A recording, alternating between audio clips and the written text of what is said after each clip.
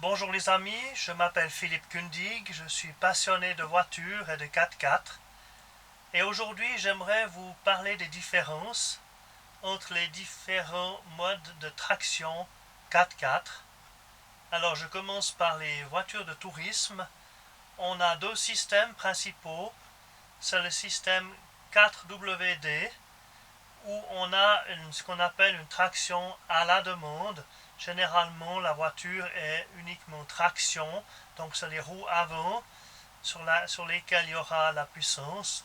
Et en fonction de la demande, on appelle ça aussi torque on demande, eh bien la puissance va être répartie entre les différentes roues. Je pense par exemple au Ford Kuga, à la Skoda Octavia, au Mazda CX-5 ou au Hyundai Santa Fe. Il y a un deuxième système qu'on appelle All Wheel Drive AWD, où là alors on a un 4x4 permanent avec une répartition du couple en fonction des véhicules. Généralement, par exemple si je prends un BMW X-Drive ou un Audi 4x4, on aura une prédominance à propulsion, c'est-à-dire 60% du couple va sur les roues arrière et 40% à l'avant, sur route sèche, ligne droite, vitesse constante. Bien entendu, en fonction de l'état de la route, la puissance va être répartie différemment. Le système BMW, mais je crois maintenant également aussi Audi, est tellement sophistiqué qu'il arrive à mettre le 100% du couple sur une seule roue. C'est assez fantastique. Au niveau de la répartition, si on prend par exemple un Mini Countryman, c'est exactement l'inverse que la BMW X-Drive. Ça sera prédominance traction, c'est-à-dire à peu près 60% à l'avant, 40% à l'arrière. La Porsche 911 Carrera 4, c'est vraiment pratiquement une propulsion, puisqu'on a environ 90% du couple à l'arrière et 10% à l'avant, de nouveau sur route sèche, vitesse constante, ligne droite, d'accord, et en fonction de l'état de la route, ça va pouvoir changer. Je parle maintenant des 4x4 pur et dur. Là aussi, il y a deux systèmes.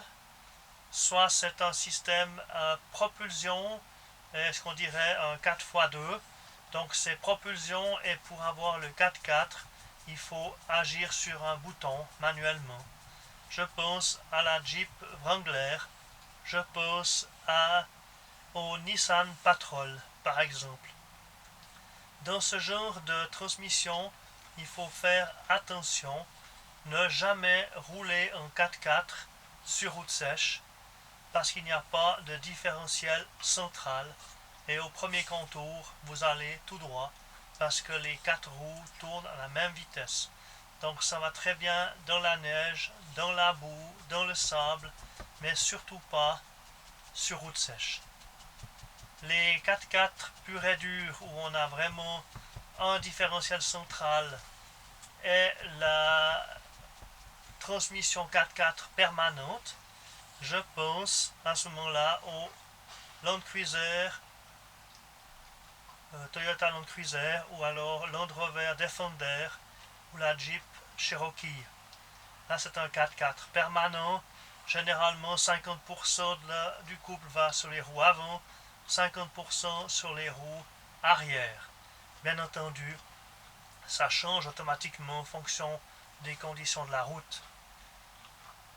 À mon point de vue, c'est le meilleur système parce que si je prends un exemple, vous descendez d'un col enneigé par exemple, si vous lâchez les gaz, si on a uniquement les roues avant motrices, eh bien les roues avant vont être ralenties par le fait qu'on lâche les gaz, mais sur un 4x4 permanent, c'est les quatre roues qui vont être ralenties et c'est beaucoup plus efficace, on est beaucoup plus en sécurité avec un système comme cela. Petite remarque sur les voitures de tourisme, je vois qu'il y a certains constructeurs, comme par exemple pour le Ford Kuga ou le Mazda CX-5, ils notent sur la carrosserie AWD comme si c'était un 4x4 permanent, alors que ce n'en est pas. Ils auraient dû marquer 4WD et pas AWD. Voilà, c'était ma toute première vidéo. Vous m'excuserez si j'ai un peu bafouillé, mais il y a un début à tout. Bonne journée.